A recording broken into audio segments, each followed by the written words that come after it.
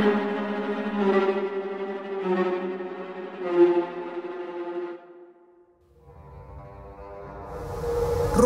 Amityville, yaitu merupakan salah satu rumah yang terhoror di Amerika Serikat.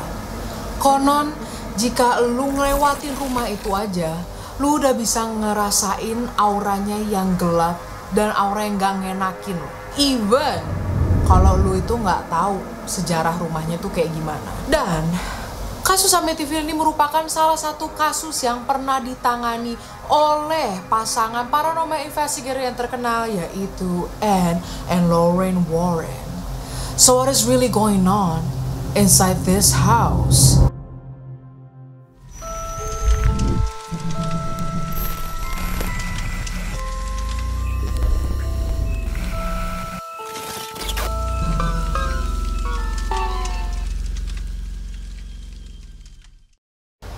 Hey guys, Vegans, apa kabar? How are you? Hari ini, welcome back to Paranormal. In today's video, gue akan melanjutkan kasus horor di rumah Amityville. Yes, ini adalah part 2-nya. Jadi kalau kalian belum nonton part 1, I suggest you untuk nonton itu dulu. Walaupun kasusnya berbeda, mereka ini masih saling nyambung, guys. Jadi biar kalian nanti nggak bingung. Don't worry, it'll only take you half an hour di video pertama. Jadi sekalian maraton Sasha Marissa Paranormal, which is good, right? Gue merinding sih. Anyways, walaupun kalian udah nonton, gue bakal kasih recapnya, walaupun sedikit aja, cause I don't wanna spoil you a lot from the first video, cause you gotta check it out first bagi yang belum. Rumah Amityville ini sebelumnya tuh udah ada keluarga nih gengs, yang namanya keluarga DeFeo. So basically di dalam rumah itu salah satu member anggota keluarga DeFeo ini terpengaruh oleh influensinya sama yang penunggu rumah sana, dan dia ini diinfluensikan menjadi seorang pembunuh. So in conclusion, kasus pertamanya itu lebih kasus ke pembunuhan dalam rumah Amityville. Yang kedua ini yang gue akan ngomongin adalah kasus supranatural dan paranormalnya yang terjadi dalam rumah itu. Dan gue juga akan menceritakan ke kalian pengalaman personalnya dari pasangan paranormal investigator yang terkenal itu adalah Anne and Lorraine Warren. I watched the entire interview. I researched their article too about this Amityville. So, daripada intronya kepanjangan, I'll be appreciated if you click the like and subscribe button for me first. While you're clicking the like and subscribe button for me, jangan lupa siapin snacks, terus get yourself a blanket, karena ini bakal ngeri banget and it'll be a long video. Bagi kalian yang baru datang ke Paranormal and my YouTube channel, welcome. Paranormal itu adalah horror series by Sasha Marissa, me, myself, and I, dimana gue ngomongin tentang horror, jurik, hantu, setan, conspiracy, mysteries, murder, pokoknya serem-serem, you'll find it here. So, welcome. Also, disclaimer, gue ini bukan professional storyteller, jadi mohon maaf kalau misalnya bahasa gue itu rusak, bahasa gue itu nggak baik dan benar, nggak tertata rapi, like, I mix a lot of languages in here. So, pardon me for that. Well, I hope you're ready untuk episode kedua Amityville Horror. Let's go. Yo, before I go into a deeper topic, gue juga mau ngasih news sedikit aja, just a quick berita for y'all. Dikarenakan kita nih sekarang lagi ada PPKM, gue pengen ngebantu program pemerintah di mana just stay at home, you know what I'm saying, work from home, this and that. Dan bagi kalian yang punya bisnis kecil-kecilan, you know what, I'ma help you. Kirim produknya ke gue and I will promote it for you di video YouTube gue dan di Instagram gue. For free, lu nggak perlu bayar gue. It's gratis. So reach me out, kontak gue lewat Instagram DM atau dari email gue di bawah, connect2marissa@gmail.com. Right, I guess that's it beritanya. Now we're going to talk paranormal, Amityville horror. Let's go.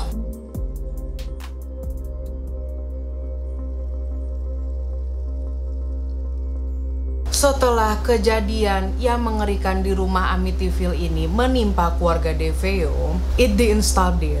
Gak cuma berhenti di situ aja. Ketika si pembunuh ini ditangkap, rumah Amityville ini dijual. Yes, but it wasn't really expensive. Dimana banyak orang juga yang pengen, tetapi ketika mendengar ceritanya keluarga DeFeo, mereka jadi kayak, you know what? I know it's cheap, but there are a gang of dead bodies in that house, so no. Apparently, walaupun mayoritas orang-orang ini nggak mau beli rumah itu, tetapi ada pasangan yang interested banget. Mari gue perkenalkan keluarga The Lutz, yaitu adalah George Lutz dan Kathy Lutz. Mereka berdua ini bener-bener ngelihat rumah itu udah kayak, you know what, ini emang impian kita. Apalagi itu rumah, furnitur di dalamnya juga included, termasuk. Jadi lu tinggal masuk aja gitu, nggak perlu beli tempat tidur.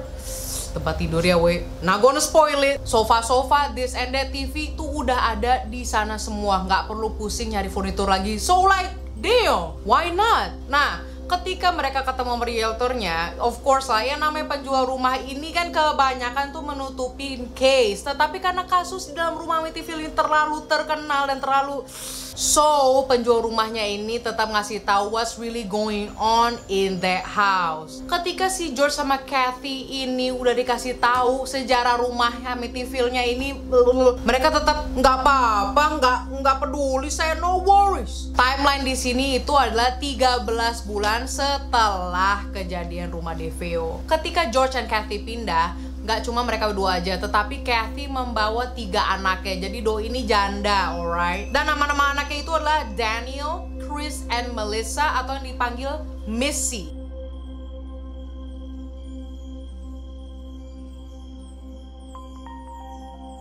Ini masih minggu pertama George and Kathy bersama anak-anaknya tinggal di rumah Amityville. Walaupun pasangan ini bukan pasangan yang religius, mereka itu kan atheist, mereka tetap memanggil pendeta untuk blessing their house, biar disuciin gitu. Apa ya bahasa Indonesia? Kayak biar diberkatin dan didoain. Nah, itu udah bahasanya oke. Nah, pendetanya itu adalah pendeta Ralph Pecoraro. Pendeta Ralph Pecoraro inilah yang pertama kali banget merasakan kejadian supranaturalnya dalam kasus yang ini. Ya udah deh tuh, dia ciprat-cipratin tuh holy water sama minyak urapan ke setiap ujung-ujung kamar, di sudut-sudut kamar, sorry. Ketika dia mau naik lantai 2 tuh, badannya tuh kayak berat gitu loh, kayak seakan-akan kayak ada jadi setiap tanjakannya itu berat. Ketika dia udah sampai di lantai 2, dia belok ke kiri, ada kamar di sebelah kiri.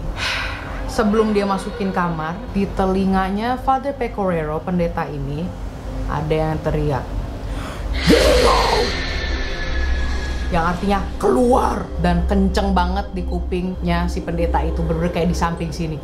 And you know what? That far didn't waste any time. Ketika dia udah ngedenger suara itu, langsung gak pakai cipika-cipiki, he just dip. He dip from Amityville house. Man was really scared, bro. Udah tuh, beberapa hari kemudian dia nggak bisa dikontak-kontak si pendeta. Soalnya keluarga si Lutz ini juga kaget, kok tiba-tiba pendeta hilang gitu kan. Fast forward to beberapa hari kemudian, si Kathy Lutz ini lagi di rumah, terus ada telepon. When she picked up the phone, ternyata itu dari pendeta. Si pendeta pun juga nggak pakai bahasa basi like, hey, how are you, how's you doing? Nggak ada pakai gitu-gitu. Dia langsung ngomong ke Kathy, please jangan pakai kamar yang di kiri di lantai 2. And you know what? Kosongin aja semua lantai 2. Jangan pakai lantai 2. Dia bener-bener bersikeras, gak usah pakai itu kamar lantai 2. Just live in the first floor. That's it. Terus pendeta juga ngakuin ketika di lantai kedua itu dia diteriakin gitu. Pas lagi sebelum dia masuk ke kamar yang kiri ini. Si Kathy bilang, ya gimana ya, kamar yang itu mau gue pakai jadi kamar buat jahit gue, sewing room. Just jahit di sofa depan TV lantai 1. Like, why do you have to make a room for it? I don't understand. Maybe she's a tailor, tapi when I research about Kathy Lutz ini, ternyata pas lagi zaman itu dia masih jadi waitress, bukan jadi tukang jahit. So like, you just don't make it. He said, just listen to your damn priest. You know what I'm saying? Sorry, gue jadi kalau kabur sendiri karena gue kesel gitu loh, like. Dan gue juga sebenarnya ketakutan pengen cepet-cepet selesai bikin video ini. Ya udah, dalam telepon itu si keluarga Lutz nggak percaya apaan sih ini pendeta. Dia nggak percaya apa-apa. But then everything changed setelah telepon dari pendeta itu ditutup. Pada malam hari itu juga, George Lutz, si kepala keluarga ini, mengalami yang namanya kebangun setiap jam 3.15 pagi. And do you know, jam 3:15 itu dimana kejadian keluarga DeFeo itu dimulai. Coincidence? I think not. And also we all know kalau jam 3.15 itu merupakan jam di mana spirits atau makhluk halus paling kuat di jam itu. Selain itu, anak-anaknya si Kathy Lutz ini mulai tidur dengan posisi tengkurap. Lu udah ngerti kan maksud gue? What I mean is terkelungkup. Tengkurap terkelungkup beda gak sih? Sama percis kayak keluarga DeFeo.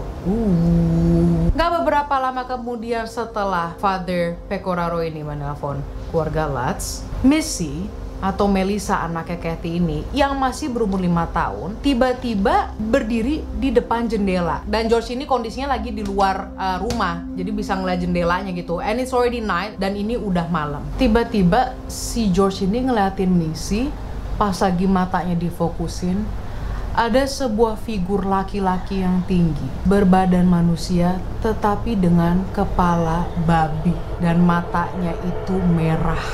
George langsung bergegas ke dalam rumahnya, naik ke lantai 2, dan ketika dibuka pintunya Melissa, sosok setengah manusia dan babi itu tidak diketemukan. Tetapi Melissa nggak berdiri sama sekali dan nggak lagi bangun, bener-bener lagi tidur senyenyak-nyenyaknya.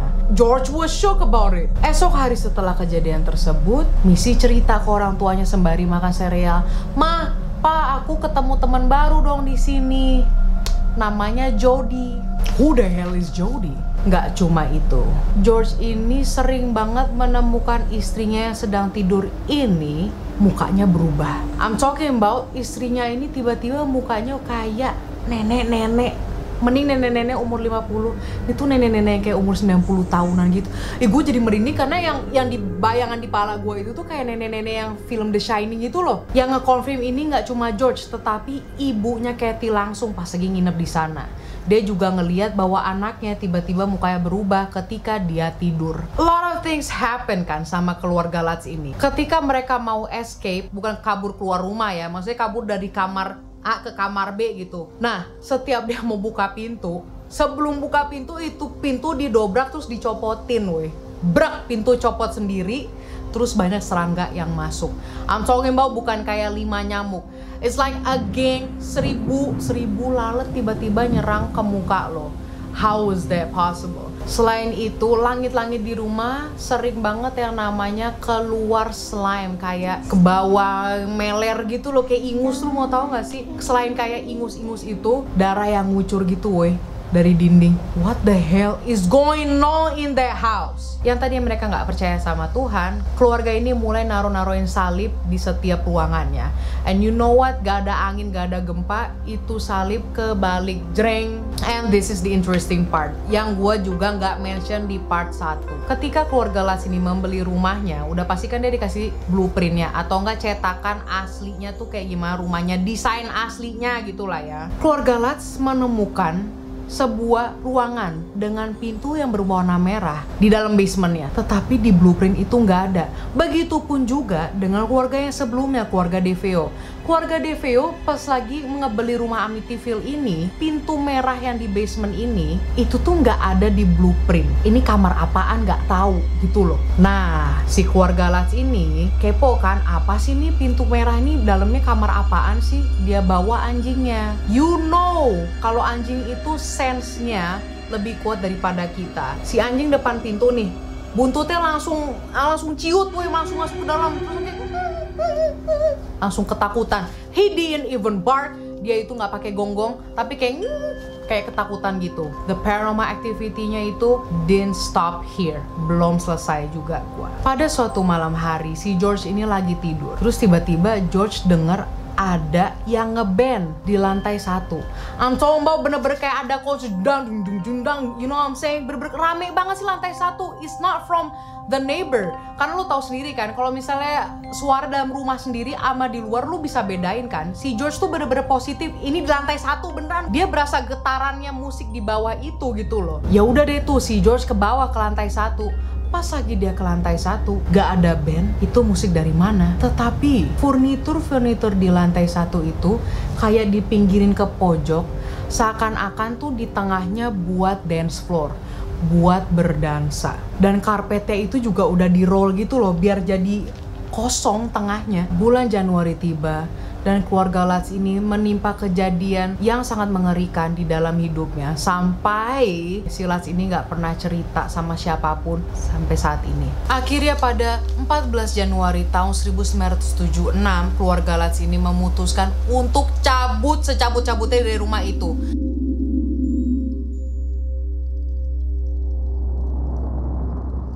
Right, dikarenakan sudah dua keluarga mengalami kejadian yang gak enakin di dalam rumah Amityville ini, ada seorang penulis yang tertarik banget membuat novel tentang cerita rumah Amityville.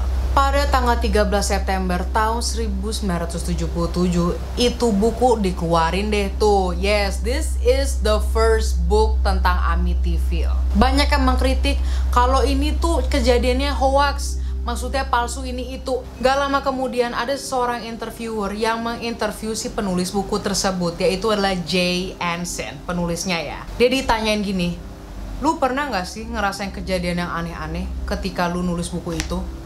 Jay Anson bilang dengan jujur, dia jawab gini, nggak ada, tapi gue kena serangan jantung setelah nulis buku itu. Tapi bukan gara-gara buku ini sih, gue menyalahkan gaya hidup gue, dimana gue nggak menjaga kesehatan gue, makanya gue kena serangan jantung. Now, setelah buku novel itu menjadi resmi, ternyata diketahui memang banyak yang diralat di dalam buku itu. Kenapa nggak cerita originalnya aja sih yang ditaruh di buku ini? Well, here's the story.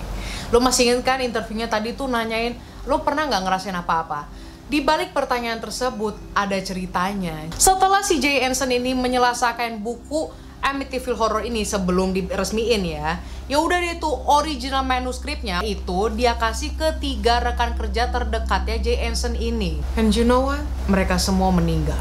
Rekan pertama, kecelakaan, dia meninggal pas lagi nyetir on the way mau ketemu orang publisher untuk memberikan manuskrip originalnya ke dia. Dan yang kedua adalah rekannya yang punya anak itu. Dua-duanya meninggal tenggelam. So mobilnya itu tenggelam dan kopi yang original manuskripnya itu tuh ada dalam dashboard deh kalau nggak salah. Hold on. Yes, barang-barang dalam dashboard itu juga tenggelam kena basah. Tetapi original manuskripnya kering sekering-keringnya, gengs. Walaupun dia ditutupin amplop doang, itu amplopan tipis. Kok bisa-bisanya nggak basah ya? Rekan yang ketiga baru baca 2 lembar dari original manuskrip tersebut, rumahnya kena kebakaran, semua barangnya itu angus kecuali original manuskripnya novel Amityville Horror ini. Nah ya udah deh tuh, dikarenakan Jay Anson nyadar gitu kan ya, dia memutuskan untuk meralat banyak di dalam buku novel tersebut biar nggak ada yang kecelakaan lagi, amit-amit gitu kan ya maksudnya dia. Banyak juga orang yang bilang kalau misalnya Amityville itu terlalu dilebay-lebayin, diserem-seremin, dikarenakan pas lagi tahun tersebut ekonomi di Amerika itu lagi rendah. Jadi like everything that they did itu untuk naikin rating film dan buku biar uangnya banyak gitu loh. But at the same time everything changed ketika Ed dan Lorraine Warren ini diinterview langsung pengalamannya mereka ketika mereka menginvestigasi rumah hantu Amityville ini. And everybody and their mama knows Ed and Lorraine Warren itu it's a serious business right there. Let's continue to the next section, shall we?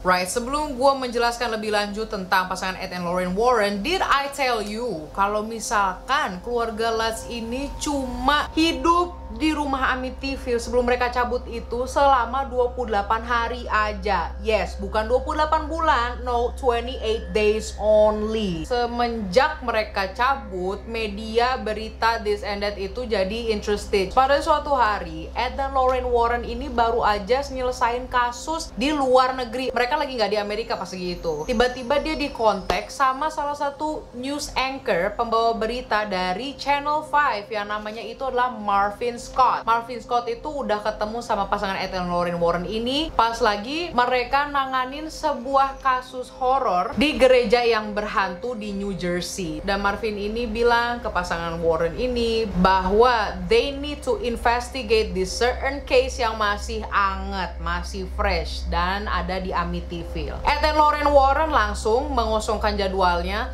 tanpa mengetahui ada apa sih dengan Amityville ini. They don't know. So, mereka nggak tahu sama sekali kejadiannya Amityville, termasuk keluarga DeFeo, keluarga sebelumnya yang tinggal di situ. Padahal beritanya udah gede banget. Yaudah deh tuh, Marvin Scott and Lorraine Warren bersama kamera krunya Marvin Scott nih udah gabung nih. Mereka nyadar kok si George Lutz ini nggak datang ya. Kan kita udah janjian. Ditelepon lagi, hello Mr. Lutz, kamu di mana ya? Kita udah pada ngumpul di sini. Saya nunggu di 4 blok sebelum Amityville aja kali ya. Saya lagi di tempat pizza nih.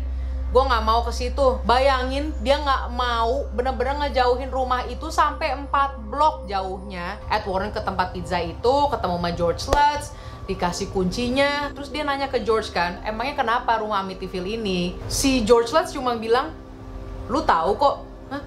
Saya nggak tahu apa-apa, kata gitu. Lu pasti tahu. Ed Warren udah bilang, saya ini bukan medium atau psychic ya gitu. Saya cuma investigator, jadi mau nanya lebih dalam. Ya udah tuh, mereka karena conversationnya awkward, terus kayak kok si George cuma kayak lu tahu, it's not fun, you know what? Ed Warren dip langsung keluar dari tempat pizza itu dan balik lagi ke rumah Amityville bersama kuncinya. Nah, akhirnya Lorraine, Marvin Scott dan kamera krunya itu mau naik ke atas, tetapi si Ed Warren ini malah ngecek ke basement. So here's his experience. Ed Warren bilang di dalam interview itu, setiap dia ke basement, dari sebelum masuk aja dia udah ngeluarin kalung salibnya, a crucifix. Baru nurunin tangga basement. Yang dia rasakan adalah tiba-tiba badannya itu kayak dibrekin, bener-bener kayak ditindihin, tapi bukan ditindihin sama kayak a demon or a devil, bener-bener kayak ada hantaman air tsunami, kebayang gak sih? Air yang berat gitu loh, deng gitu. Jadi dia berasa basah dan berat gitu. Selain itu, wajahnya Ed Warren seakan-akan itu dilekepin pakai anduk yang panas banget. Untuk beberapa menit akhirnya hilang.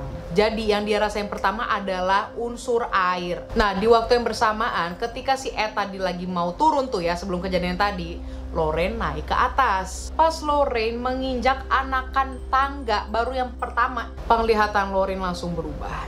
Dimana di lantai bawah itu, Lorraine melihat semua mayatnya keluarga DeFeo lagi berbaris. Dia langsung ngeluarin reliknya Padre Pio. Nah, relik Padre Pio itu, gue kasih rangkumannya aja. Padre Pio itu adalah pendeta di Italia, ya udah meninggal ya. Dimana kayak barang-barangnya yang dia pernah pakai, kayak misalnya bekas Hansaplast dia luka, itu nggak dibuang tapi jadi reliknya, karena itu bisa jadi kayak protection gitu loh. But for some reason si Lorraine ini punya salah satu barangnya Padre Pio ini. I will make another video about that later on. Long story short, ya udah deh, si Lorraine megang ini reliknya Padre Pio, yang dimana kalau menurut pasangan Warren ini untuk menjaga mereka. Pas di tengah-tengah tangga, Lorraine menemukan jendela yang besar. Mau tahu apa yang dia rasain? Dia tiba-tiba tuh kayak abis diguyur air terjun. Again, unsurnya apa? Air. Nyampe deh tuh Lorraine Warren, Marvin Scott, dan kamera krunya di lantai 2. Belok ke kiri,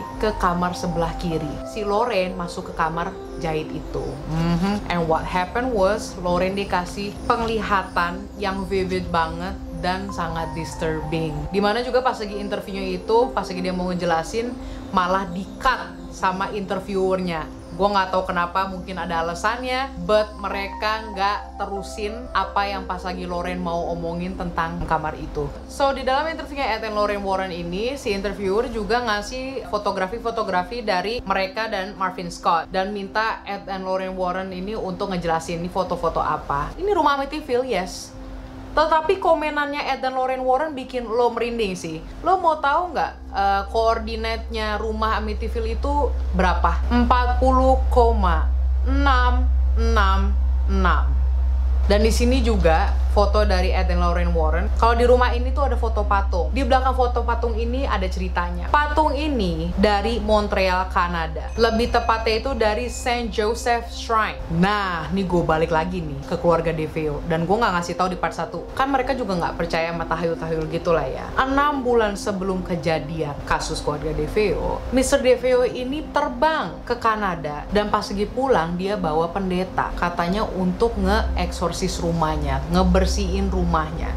Padahal di cerita yang kasus pertama nggak ada bau-bau supernatural gitu. Keluarga DeFeo tuh sama sekali nggak pernah dikasih lihat jelas. Kalau keluarga Lutz kan iya bener-bener jelas banget, anjir gitu kan, ada pala babi. Selain nge-blessing rumahnya, dia juga memberikan patung itu. Nah, tetangga-tetangga DeFeo itu pada kepo, sering nanyain ke Mr. DeFeo ini. Mr. DeFeo selalu bilang kayak gini, "There is a devil on my back." Ada iblis di belakang gue. Tetapi dalam perkataannya ini, Mr. DeFeo ini nge-refer ke anaknya si Butch. Ini ada foto boathouse-nya. Menurut pasangan Warren ini, disitulah spot di mana orang India atau Native Americans zaman dulu itu sering ngenyiksa tahanannya mereka sampai mati di spot itu. Nah, ini foto kameramen. Dua-duanya ini kena serangan jantung setelah keluar dari rumah Amityville ini, but thankfully they were alive. Nah, dikarenakan ini kasusnya lumayan besar dan banyak orang bilang kalau ini hoax,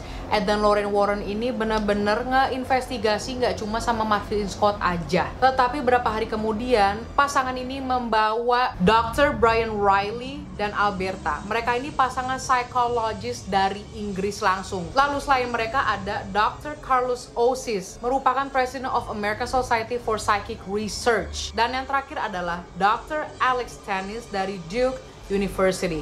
Itu mereka semua ngebantu Warren. Biasanya kan doctors itu ngelihatnya secara logika dan scientifically, realistically.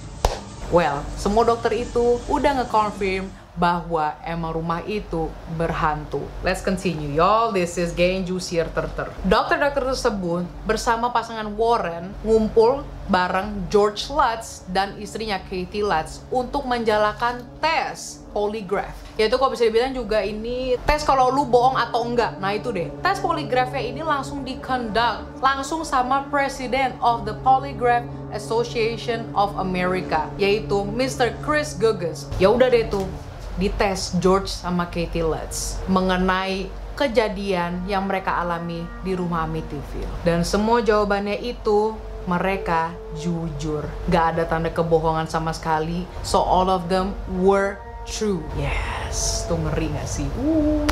Kejadian Amityville memang benar terjadi, tetapi yang kita ketahuin itu belum semuanya terungkap. Yes, walaupun itu ceritanya panjang ya, gue sampai bikin 2 part. It's just the tip of the iceberg. Tenggorokan gue udah sakit, I guess I'll just end it here. Don't forget to check your windows dan kolong tempat tidur lo. Karena you know bahwa spirits atau makhluk halus itu senang ya namanya kalau kita ngomongin dia atau kita lagi ngeceritain tentang dia. I'm not trying to scare you, I'm just telling you the truth. So I will see you in the next video and I love you guys.